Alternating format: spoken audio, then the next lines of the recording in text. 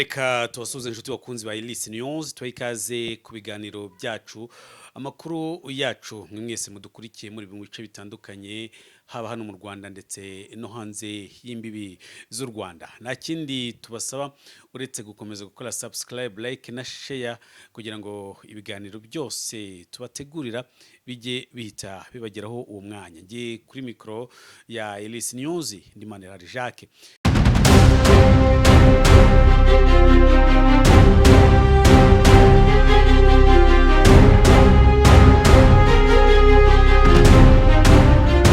Ikaze ku makuru yacu y'uyu munsi nibiki biri kuvugwa mu isi y'amakuru. Update zo ni nyinshi muri Republika Demokarasi ya Congo. Bishobora guhindura imirishyo, ndavuga leta zishobora guhindura imirishyo nyuma rero yuko umutwe urwanya ubutegetsi hano muri Republika Demokarasi ya Congo, ndavuga umutwe wa M23 ni AFC M23 Alliance Fleuve Congo. Uyu mutwe waje kuba werekeza i Doha muri Qatar, maze uhahurira n'ubutegetsi cyangwa se na delegation yari yoherejwe na Republika Demokarasi ya Congo. Icyo bavugaga n'uburyo ubushyamirane muri Republika Demokarasi ya Congo habaho ibiganiro by'amahoro bigamije kugarura amahoro muri iki gihugu. Hari ibyo rero M23 yasabye. Aya rero namwe makuru tugiye kuza kuba nanone tugaruka, ariko nanone turagaruka hano mu Rwanda. Ese umubano w'u Rwanda n'Ububiligi byo bimeze gute? Cyane cyane ko Ububiligi bukomeje kugaragaza gukora ibisa nko kwicisha bugufi nyuma yuko nyamara bubaye ubwa mbere mu gufatira u Rwanda ibihano, ndetse binyuze muri Minisitiri w'Ububanyi n'Amahanga w'iki gihugu cy'Ububiligi. Uyu ni Maxime Plevo, uyu wagaragaje ko u Rwanda rukwiye gufatirwa ibihano, ndetse abikoramo campaign mu muryango wa Union Européenne. Ibi rero byaje gutuma u Rwanda rucana umubano mu bya diplomasi n'igihugu cy'Ububiligi. Ni na nyuma kandi yaho iki gihugu cyari kimaze kuvanaho inkunga cyageneraga u Rwanda. U Rwanda narwo uruza kuba ruhagarika umubano mu bya diplomasi ku bijyanye n'imibereho byose n'iki gihugu. Ababiligi rero bakomeje kugaragaza amatwara yabo u Rwanda, ndetse rugaragaza ko mu myaka myinshi Ababiligi batigeze bava kwizima. Ahangaha amateka y'Ababiligi n'u Rwanda arahera mu cya 1910 ubukoroni, aho bakomeje kumva ko u Rwanda ari akarima kabo bakwiye kuba bisaruriramo. Nyamara rero u Rwanda nyuma yuko rufashe imyanzuro yo gucana umubano mu bya diplomasi n'igihugu cy'Ububiligi, bishobora kuba bitarakiguye neza, na cyane cyane ko buriya uko byagenda kose reka tujye tubivuga, inyungu ku mpande zose ziba zihari. Haba ku Rwanda rwari rufitemo inyungu yego ko twabonaga izo nkunga, ariko n'igihugu cy'Ububiligi ubwacyo nacyo cyari gifitemo inyungu.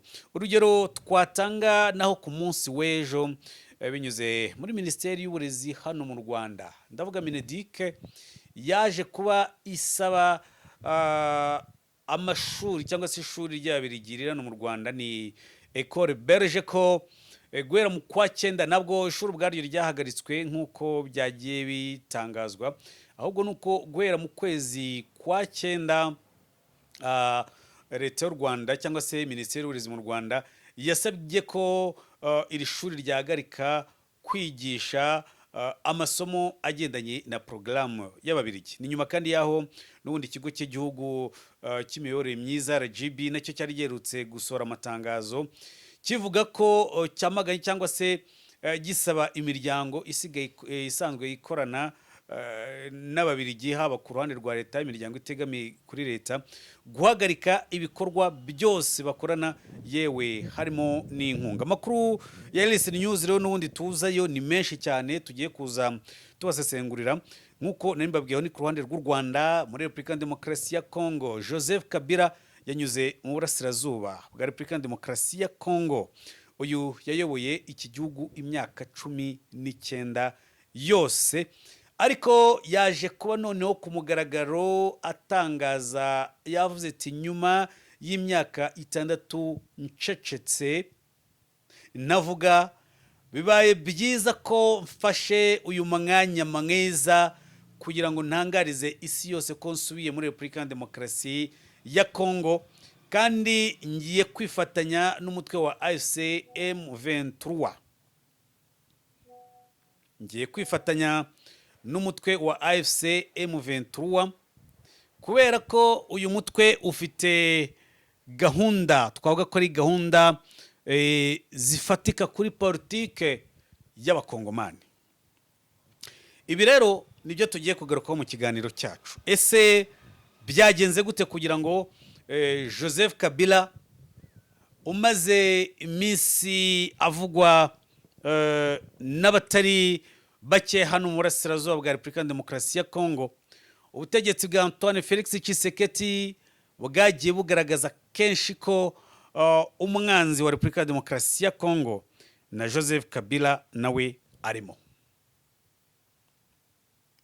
Umwanzi wa Repubulika ya Demokarasi ya Kongo abarimo Jean Pierre Bemba bagarutse kuri uyu mugabo bavuga ko afasha M23. Abarimo Patrick Muyaya, uyu ni minisitiri w'ububanyi, minisitiri ushinzwe itumanaho muri Repubulika ya Demokarasi ya Kongo. Abarimo Kayikwamba, uyu mudamu ngira ngo muramuzi, ni umwe mu bakoze akazi katoroshye navuga ku ruhande rwa Repubulika ya Demokarasi ya Kongo mu ngendo yakoze zo kugaragaza uburyo ki u Rwanda rukwiye ko rufatirwa ibyemezo, ndetse M23 yakomeje kugenda itwererwa u Rwanda. Ibyo byose abantu barabizi. Reka rero ntabatindiye gatoya, ngewe ubwanjye ngiye kuba ngaruka ku makuru yatangajwe noneho nibiki byavuzwe hano muri Repubulika ya Demokarasi ya Kongo. Ese koko ababirigi u Rwanda rukomeje kubafatira ibyemezo koko bishobora kubasharirira? Ibyo byose rero nibyo tugiye kuza, ariko reka tubanze duhere noneho muri Burasirazuba bwa Repubulika ya Demokarasi ya Kongo. Aha ngaho ikiri kwavugwa nuko mu minsi ibiri ishize twababwiye ko umutwe wa AFC M23 uri mu biganiro na Repubulika ya Demokarasi ya Kongo, ndetse mu bitangazamakuru bitandukanye bagiye bagaragaza uburyo M23 yatangiye gukorana ibiganiro na Kongo mu buryo bwihishe. Ariko nanone ababyibuka neza ku itariki ya 18 Perezida Paul Kagame w'u Rwanda yari yahuye na Antoine Felix Tshisekedi muri Katari. M23 iza kwigaragaza ko izi mande zose zidahagarariye uyu mutwe. Ubuyobozi bwa Katari rero bwaje kuba busanga kuko bwidoha bwaje kuba busanga kuko bidakwiye, maze baza kwicara ku meza butumira umutwe wa M23 nawo mu rwego rwo kugaragaza uruhande uhagazeho. M23 rero muri ibiganiro byabereye idoha muri Katari byageze kuki hari ingingo zaganiriweho. Ingingo ya mbere harimo iyo kwegura kwa Antoine Felix Tshisekedi. Abantu batangiye kwibaza ngo ese uyu mugabo araza kubarekura intebe iruta izindi hano muri Repubulika ya Demokarasi ya Kongo? Icyo uyu mutwe uvuga nuko ubwabo cyangwa se batemeranwa n'uburyo uyu Antoine Felix Tshisekedi yagiye ku butegetsi, na cyane cyane ko bivuga ko atigeze atsinda amatora. Ubwo rero nukurekura ubutegetsi. Mu zindi ngingo bavuganye harimo kurekura imfungwa zifite aho zihuriye n'abagize umutwe wa AFC M23 bafungiwe muri Repubulika ya Demokarasi ya Kongo. Iyo ni indi ngingo yaganiriweho. Mu zindi ngingo harimo kuvanaho igihano cy'urupfu. Repubulika ya Demokarasi ya Kongo ngira ngo Minisitiri w'Ubutabera Constantin Mutamba yagaragaje ko kugambanira igihugu kandi buri uwari we wese uri mu mutwe wa M23 yafashwe nk'ugambanira igihugu. Iyi nayo rero n'indi ngingo yaje kuba igarukwaho. Hanyuma hagarukwa ku yindi ngingo ivuga ngo ibihugu birimo Ububirigi ni na Union Européenne gukuraho ibihano byose byafatiwe umutwe wa AFC M23. ni ukuvuga ngo abayobozi b'uyu mutwe n'abafite aho bahuriye cyangwa se abafitanye isano n'uyu mutwe ko bakuraho ibyo bihano byose byagiye bifatwa. Aho ngaho niho M23 yagaragazaga ko ndetse none akaba no kubereza ngo imyanzuro n'ibyo Tshisekedi yari yaremeranijwe n'umutwe wa M23. ni ukuvuga ngo rero ibi byose ni byagiye bigarukaho, ariko M23 ikavuga ko mu gihe ibi byose byakoherezwa, M23 none ishobora kujya ku biganiro cyangwa se ku meza y'ibiganiro mu rwego rwo gushaka amahoro muri Repubulika Demokarasi ya Kongo. Ariko ingingo irimo nanone isa nkaho ari ingingo twavuga ikomeye, naho abagize uyu mutwe cyangwa se n'abandi bakomeje gusaba Antoine Felix Tshisekedi kuva ku butegetsi kugira ngo Repubulika Demokarasi ya Kongo ibonekemo amahoro hatabayeho intambara, ngo abaturage babanze kuba mu ntambara by'inzirakarengane. Rero ni amakuru nyine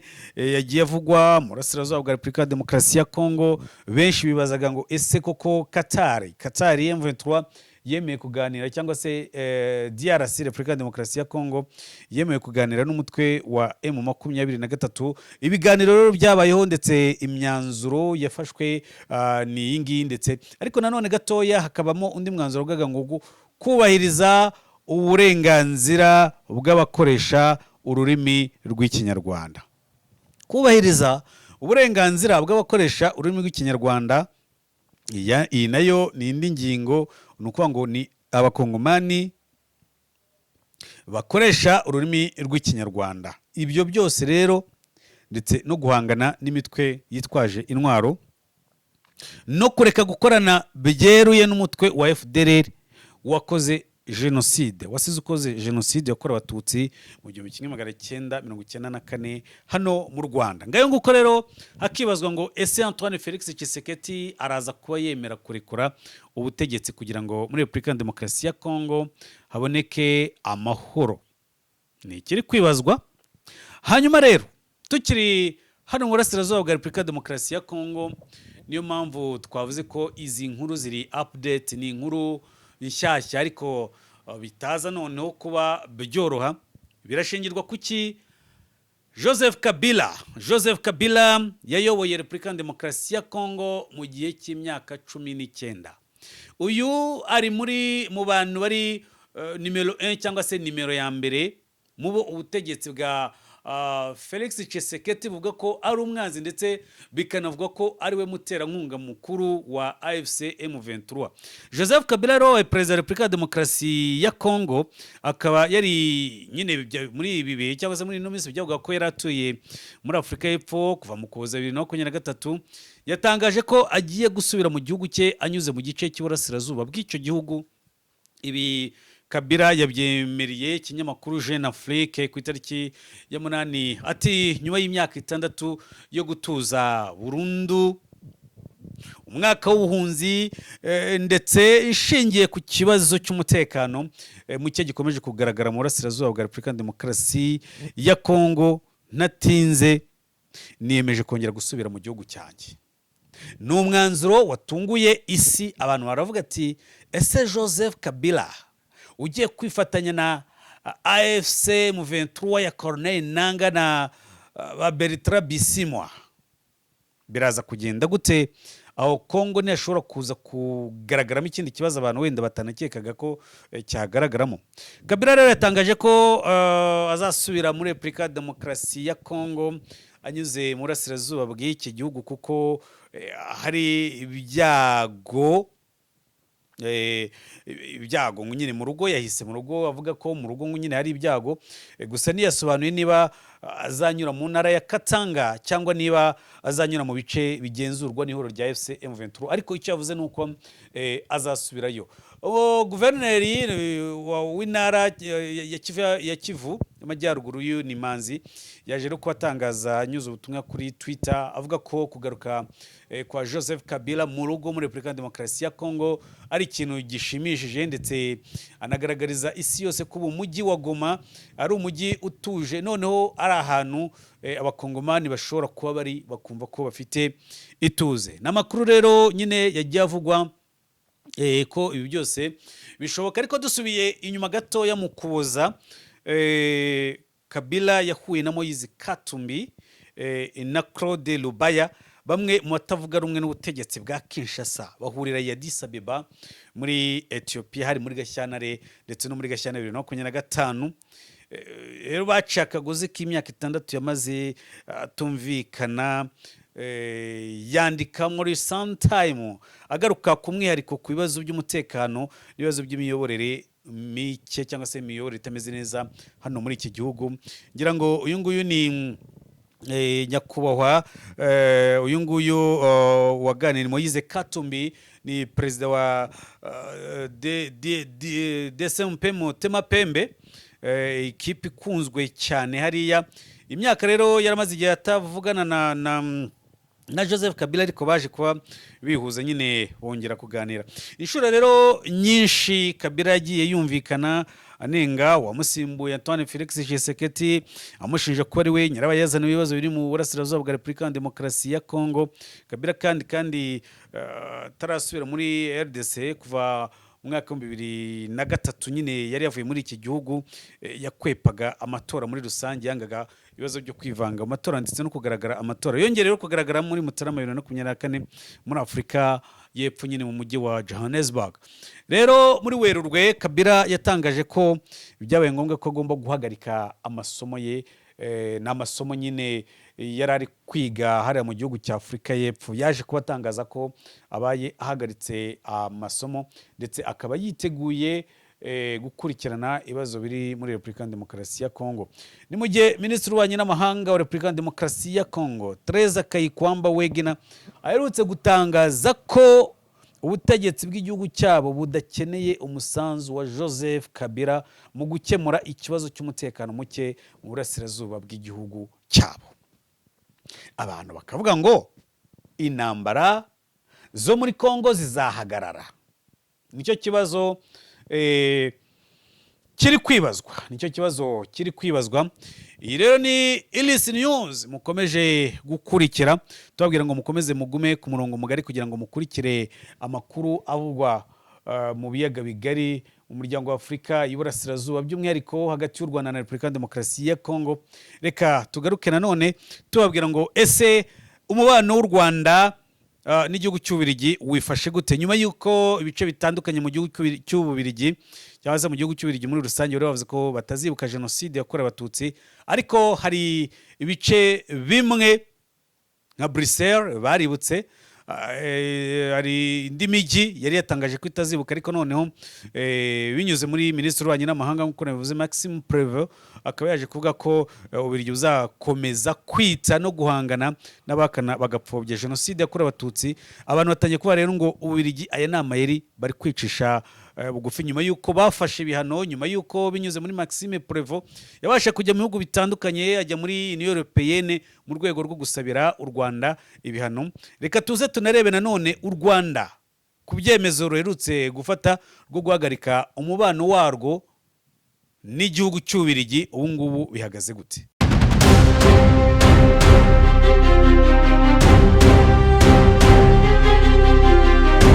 Tukivuga rero ku mubano w'u Rwanda n'igihugu cy'Ububiligi,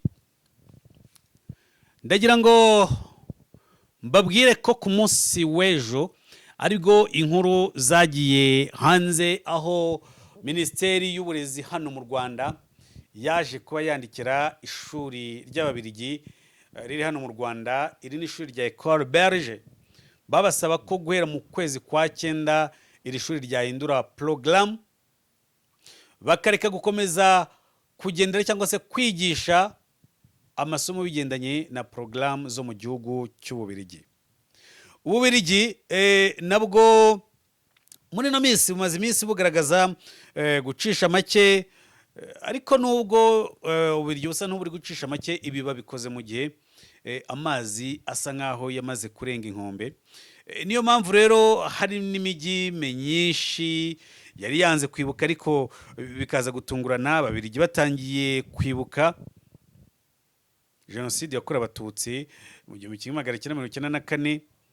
Ariko nuko ngo n'Abanyarwanda ba mu Bubiligi bifatanije n'izindi nshuti z'u Rwanda, kuko buriya nanone nabwo twavuga ngo Ababiligi bose niko banga Abanyarwanda, cyangwa se niko batemera u Rwanda n'Abanyarwanda, kandi bose bafite imyumvire yabo ku bijyanye na jenoside yakorewe Abatutsi mu Rwanda mu 1994.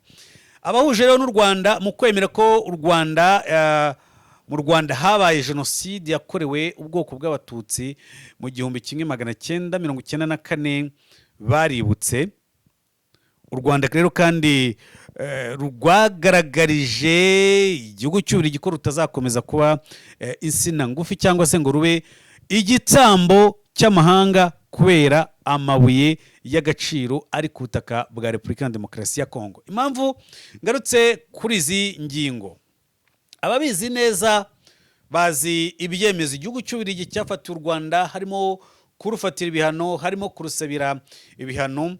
Ahanini iki gihugu gishinja u Rwanda kuba ari rwo ruri inyuma yo gufasha umutwe wa M23, AFC M23, ushinjwa guhungabanya umutekano mu burasirazuba bwa Repubulika ya Demokarasi ya Kongo.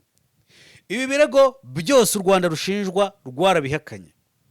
U Rwanda rutanga ibimenyetso, ariko abazungu muri wa mujyo wabo no kuva batanze ubwigenge ku bihugu birimo u Rwanda, Repubulika ya Demokarasi ya Kongo, igihugu cy'u Burundi, bakomeje gufata ibi bihugu bakoroneje nk'akarima kabo, nk'inzu zabo bayobora uko babishaka. N'ikimenyimenyi bigaragarira mu buyobozi bwagiyeho ubwo ibihugu byagiye bihabwa independence. Nk'umwaka w'1962 u Rwanda rumaze kubona ubwigenge rwahawe n'Ababiligi, abantu batekerezaga ko nibura Ububiligi butanze ubwigenge bwuzuye busesuye, ariko siko byagenze, kuko abaza amateka banavuga ko icyo gihe muri guverinoma abazungu b'Ababiligi, muri iyo guverinoma yashinzwe icyo gihe ku bwa Kayibanda, icyo gihe guverinoma yari irimo abaminisitiri 8 b'abazungu. Nimwumve namwe, igihugu cyahawe ubwigenge ati none tubahaye kwigenga. Siko rero byaje kugenda, kuko Ababiligi bakomeje kugaragaza ko ngira ngo byagaragaye muri Repubulika ya Demokarasi ya Kongo, aho hari imijyi imwe nka Leopoldville, umujyi witwaga ko nyine ari uwa Leopold, umwami wayoboye igihugu cy'Ububiligi, aho bafataga Kongo nk'umurima wabo. Ibyo rero niko byakomeje kugenda kugeza aho Ububiligi bukomeje kwigisha amacakubiri yagejeje n'Abanyarwanda kuri jenoside yakorewe Abatutsi. Impamvu ni iyi: Ababiligi nibo bantu ba mbere bazanye ikintu twakwita irangamuntu, ariko irimo ubwoko. Ababiligi nibo bantu batangiye kwigisha no gupima ibipimo, bagaragaza ngo isano iri hagati y'Abanyarwanda, aho bitwazaga ibipimo, bagakoresha ibipimo, bakavuga ko umuntu runaka ari mu bwoko ubu n'ubu, uyu ari mu bwoko ubu n'ubu. Ibyo byaje kuvamo rero ibyatugejeje kuri jenoside yakorewe Abatutsi mu 1994, ubwo Abahutu bicaga Abatutsi. Ubu bwoko bwari bugambiriwe kurimburwa. Bagera ku mugambi wabo, abasaga miliyoni b'Abatutsi mu Rwanda barishwe. Ku itariki ya 11 z'ukwezi kwa kane, Ababiligi muri Eto Kicukiro batereranye abari bahungiye muri iki kigo inzirakarengane z'Abatutsi, zicwa imbona nkubone. Ababiligi bari bari muri Minwari barebera, bahambira imbwa zabo, bazuriza indege, basiga Abatutsi bari kwicwa. Igihugu cy'Ububiligi ni kimwe mu bihugu ku mugabane w'Uburayi gicumbikiye kandi gikomeje gushyigikira abagize uruhare muri jenoside yakorewe Abatutsi. Ejo bundi muri Repubulika ya Demokarasi ya Kongo, umutwe wa M23 baravuga ati ni nabo baciye imipaka. Mu byibuke neza, baravuga ngo uyu mutwe cyangwa se aba ni Abanyarwanda batera Repubulika ya Demokarasi ya Kongo, umwiryano uratangira, nibo baciye imipaka, aho u Rwanda barukate bakavuga ati u Rwanda Birunga buriya ati hakurya y'ibirunga buri hari n'u Rwanda, ibirunga bitugabanya umupaka, ariko abanyarwanda batuye mu bice bya Masisi n'abakongomani batuye muri ibyo bice babakateho imipaka. Mu Bugande byarabaye, Tanzania byarabaye, ariko uyu munsi birababaje kuba ubutegetsi bwa Repubulika Demokarasi ya Kongo bwihanukira bukavuga ko muri Kongo nta bakongomani bahari bakoresha ururimi rw'ikinyarwanda, kandi ibi byose bituruka ku mateka ibi bihugu byanyuzemo, ku mateka mabi twagejejweho n'igihugu cy'Ububiligi. Mu bitekerezo rero twagiye twakira abantu baravuga ati nyamara ahubwo u Rwanda rwatinze gufata iki? Rwatinze gufata ibyemezo ku bijyanye no gucana umubano n'Ububiligi, kuko nta cyiza na kimwe bigeze bifuriza u Rwanda. Turabera kuki? Ibaze isi yose yemeye ko muri Repubulika Demokarasi ya Kongo cyangwa se iki gihugu ari naho bari bagize FARC, ari wo wagize umutwe wa FDLR, basize bakoze jenoside. Uyu mutwe wemejwe na Leta Zunze Ubumwe za Amerika, wemezwa n'umuryango w'abibumbye ko ari umutwe wagize uruhare cyangwa se wasize ukoze jenoside mu Rwanda, ugifite ingengabitekerezo yo kuza kurangiza akazi ngo bice abandi banyarwanda hano mu Rwanda. Ibi byose igihugu cy'Ububiligi cyarabyirengagije, kigaragaza ko umwanzi wa mbere ari u Rwanda rurwanya ubutegetsi bwa Repubulika Demokarasi ya Kongo. Birengagiza imvugo za Antoine Felix Tshisekedi uhakanye gukorana na FDLR. Nyamara byarigaragaje mu minsi yashize ubwo bamwe bagize uyu mutwe wa FDLR batangiraga gufatwa na AFC M23, bamwe bazanywe mu Rwanda. Antoine Felix Tshisekedi aganira n'ikinyamakuru Le Figaro ubwe yiyemereye ko muri Kongo hari aba FDLR bakorana na leta basaga 720. Ibi byose Ababiligi babirenzeho, babyima amatwi, babyima n'amaso, babyima n'umutima, ariko umwanzi akomeza kuba igihugu cy'u Rwanda. Ejo bundi rero ingaruka zabayemo nibyo binyuze muri Maxime Prévost kuvuga cyane, igihugu babagifatiye ibyemezo, badufatira ibyemezo, badufatira ibihano birimo guhagarika inkunga yasaga miliyoni 95 z'amayero. U Rwanda narwo nyuma yarwo rusanga n'undi nagasuzuguro iki gihugu gikomeza kudushyiraho, gikomeza gushyira ku banyarwanda, ku banyafurika, aho gukemura ibibazo ngo bashyigikire ibiganiro bya Nairobi na Rwanda, ahubwo barenyegeza umuriro bafite essence bagasuka mu muriro. U Rwanda rero rwakoze iki nyine? Rwafashe ibyemezo birimo guhagarika umubano bya diplomasi n'igihugu cy'Ububiligi. Ibi birabaye, Ububiligi butangira kugaragaza ko bitari bikwiye, butangira gushinja Perezida Paul Kagame ko atigeze ashaka kuganira nabwo. Perezida Paul Kagame rero ejo bundi ngira ngo ubwo mu Rwanda ubwo twari turi kwibuka jenoside yakorewe abatutsi ku inshuro ya 31, jenoside yakorewe abatutsi mu 1994, Perezida Paul Kagame yongeye kugaruka ku ijambo agaragaza ko hari abashatse kumutera ubwoba ndetse banamubwiye ko bazanamwica. Yarabivuze, ariko agaragaza ko umunyarwanda adakwiye kugira ubwoba, agaragaza ko adakwiye guterwa ubwoba n'ibyo, kuko abagusaba ibyo ngibyo kubera ko ari icyo gushakaho ko bakorera, n'ubundi tuzapfa birangira bakwishe. Perezida rero yagaragaje ko yahitamo guharanira ukuri, kuvugisha ukuri, ndetse ahangaha yongera gukoresha indi mvugo avuga ko isi yimakaje iki? Ikinyoma. Isi yanze kumva ukuri. Ugendeye ku byo amahanga ashinja u Rwanda, ugendeye ku byo Perezida Paul Kagame yavuze ngo agahugu gato nk'Ububiligi, agahugu kangana iki, barasabira u Rwanda ibana. Isi yose irahagurutse hejuru y'igihugu cy'u Rwanda, agahugu gatoya. Ntibashobora kumva ikibazo kiri mu burasirazuba bwa Repubulika Demokarasi ya Kongo.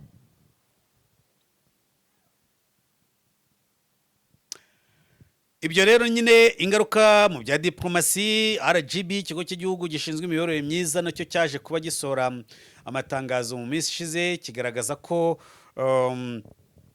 bamaganye buri wese cyangwa se umuntu bamaganye ndetse banasabeye imiryango yaba ya leta n'itegamiye kuri leta guhagarika ubufasha bwose bahabwaga n'igihugu cy'Ububiligi, mbese bifitanye isano byose n'igihugu cy'Ububiligi.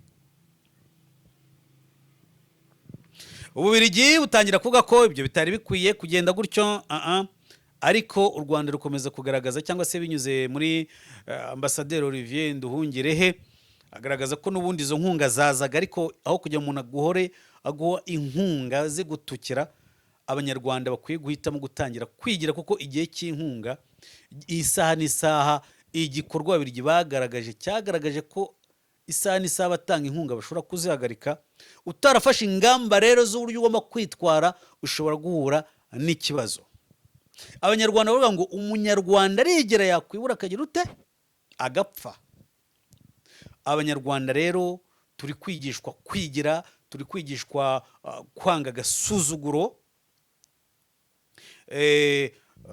Liège bagaragaje ko batazibuka, ariko uyu munsi imijyi myinshi za Bruxelles bari kwibuka, za Club Bridge bari kwibuka, ndetse n'indi mijyi yavuze ko itazibuka jenoside yakorewe Abatutsi. Batangiye kubikora mu rwego rwo kugabanya tension n'ubukana bw'ikibazo bwabo bateje, batangira koroshya, ndetse abantu bari batangiye kuvuga ngo ubwo Ububiligi noneho buri koroshya, u Rwanda rwo ruraza kuba ruhagaze hehe. Icyo u Rwanda rero rusa nk'ururi gusubiza kuri ibi bibazo nuko mu myaka myinshi twababwiye guhera mu 1910 kugeza muri 1962 tubonye ubwigenge, u Rwanda rubonye ubwigenge, mu by'ukuri ntabwo Ububiligi bwigeze bubanira neza u Rwanda. Ububiligi bwakomeje kuba rutahizamu mwiza wo gucenga no kubeshya abanyarwanda. Perezida Paul Kagame rero yarabivumbuye asanga bidakwiye. Abantu benshi bashobora kuvuga ngo gufunga ishuri rya Ecole Belge mu Rwanda biraza kugira izihe ngaruka ku babyeyi barereraga mu Rwanda. Nibyo koko ingaruka zo ntabwo ziza kubura, ariko Mineduc, Minisiteri y'Uburezi mu Rwanda, yatanze iri tangazo cyangwa se ubu busabe mbere y'igihe, ibasaba ko inyigisho zatangirwaga mu ishuri ry'Ababiligi mu Rwanda zihagaritswe, batangira gutekereza uburyo habaho izindi porogaramu iri shuri ryakwigishamo, ndetse leta y'u Rwanda na Mineduc biyemeza ko bazakomeza gutanga inkunga, ibisabwa byose kugira ngo ibyo byubahirizwe. Munibuke neza ko RGB yavuze ko uzarenga ku mabwiriza agakomeza gukorana wenda n'Ababiligi mu buryo bwihishe, haba mu buryo bwo kubona inkunga n'amafaranga, azabihanirwa n'amategeko ya Repubulika y'u Rwanda. Ubwo rero icyo twavuga mu bushishozi bw'u Rwanda, rimwe na rimwe abantu bashobora kuvuga ngo ubushishozi bumeze gute. Ngira ngo ni inzira nziza, abantu batangiye kuvuga ngo u Rwanda ruramutse narwo rufashe icyemezo mu gihe rwakomeje gusuzugurwa, rwaba rugaragaye nk'igihugu kidashobora gufata icyemezo ngo kinagume ku byemezo, runahagarare ku byemezo rwafashe. Niyo mpamvu rwakomeje gufata izi ngamba, nyuma y'aho Ububiligi bugaragaje ko budusabira ibihano bukajya mu miryango itandukanye muri Union Européenne. Ariko abazungu benshi buriya batangiye no kubyumva, batangiye kumva ukuri k'u Rwanda. Ngira ngo mu bindi biri kuvugwa twavugaga nuko ibi byose byaturutse ku mubano w'u Rwanda na Repubulika ya Demokarasi ya Kongo, aho iki gihugu cyagiye gishinja kenshi u Rwanda kuba nyirabayazana w'ibibazo biri muri Repubulika ya Demokarasi ya Kongo, Ububiligi nabwo bukigira umwana mwiza. Izi ngaruka rero, ibibazo bya Repubulika ya Demokarasi ya Kongo ni ingaruka navuga zitagarukira ku Rwanda gusa, zitagarukira kuri Kongo, zitagarukira ku Bubiligi cyangwa se Abarundi. Ni ingaruka intambara yo muri Kongo mu gihe hatabayeho ibiganiro by'amahoro ngo bicare baganire, ni ingaruka zishobora kugera mu karere hose muri rusange. Shuti bakunzi ba LS News, hano dusoreje ikiganiro cyacu cy'uyu munsi. Reka dukomeze kubararikira no gukomeza gukurikira ibindi biganiro LS News bagezeho. Tubabwire ngo umurongo wacu n'uyu nguyu, kandi turahabaye kugira ngo tubagezeho amakuru. Ikindi twabwira nuko amakuru yacu adatinda. Reka nge mbisabire mukomeze mukore subscribe, like na share kugira ngo ibiganiro tubategurira bijye bita bibageraho uwo mwanya. Nge Narimana Jacques, bye bye and ciao ciao.